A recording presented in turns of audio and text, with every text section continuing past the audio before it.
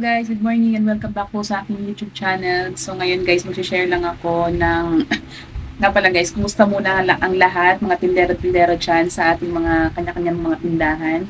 Kumusta po? I-share ko lang sa inyo guys yung tungkol doon sa QR code ng Maya. So dati sila ay smart padala, na ngayon naman ay naging Paymaya at naging Maya na talaga. So excuse me po. So, ayan guys, nandito po nakalagay po sa labas yung aking QR code. So, ito po yung QR code ko. So, parang hindi siya makikita dito. Saan na ba? So, ayan. Ayan po siya guys. So, ipa-flash ko na lang siya dyan sa screen para makita ninyo. So, meron din akong GCash. So, alam din naman ng agent na talagang mga tindahan, kahit may mga Maya, ay alam nilang may mga GCash din talaga yung mga yan. So, i-share ko lang sa inyo guys, yung ito naman yung aking dati guys, di ko siya dinidisplay yung aking GCash number. So ngayon dinidisplay ko na siya kasi okay lang naman siguro na i-display yan. Dati kasi may contract ako kay Maya, so bawal talaga yun. Pero para kasi nag-iba yung ano nila, nag-iba yung Maya, para naging GCash na din na parang easy na lang, mabilisan na lang po ang pag-send ng pera at pag-cash out ng pera. Ganon. So, parang pareho na sila ng GCash. Ganon na din yun. Cash in, cash out na rin ang ginagawa nila. So, yung ano naman ng Maya ay pareho lang din sa akin yung charge. Ang charge po ng 1,000 sa akin ay 20 pesos. Ang 500 ay 15. At saka yung 300. So, ito po yun guys. So, share ko sa inyo. So, sa akin yung 100. So, yung 100 to 310 pesos.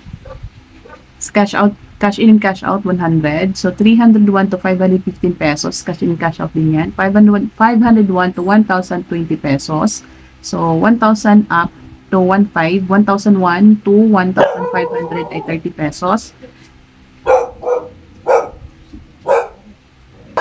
So yun guys, balik tayo. So ito po ay GCash, ano ko po to? GCash charge. So, yung GCash charge ko, same lang din siya sa charge ng Maya, ng cash in, cash out. So, dito guys, so 1,501 to 2,040 pesos na yon. So, 2,001 to 2,550 pesos. So, 2,501 to 3,060 pesos. So, pataas, ganun lang siya yung rate ko.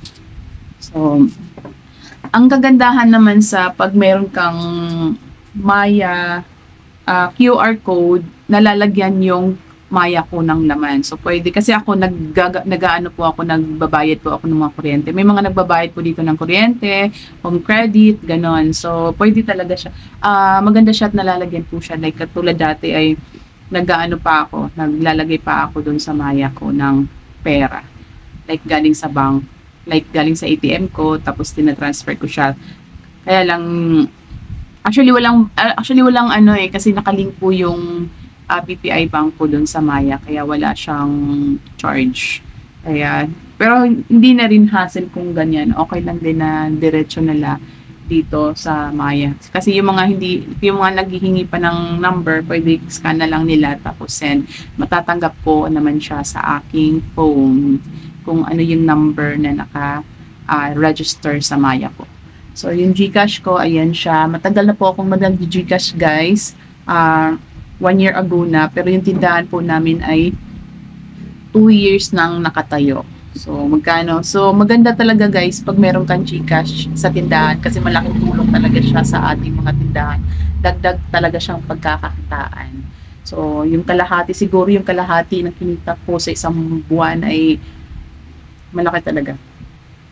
I mean, hindi kalahati. Parang pareho sila ng kinita ko sa grocery at ganong kalaki yung kinita ko din sa GCash.